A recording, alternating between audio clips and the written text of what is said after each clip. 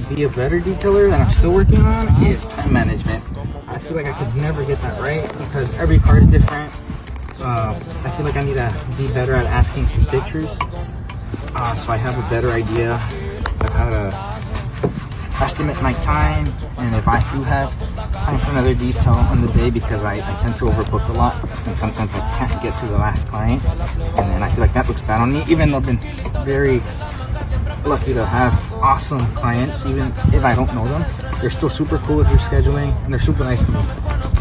But you know, my luck may ran out, and maybe I might bump into someone who's not as understanding, and that could cost me a bad review.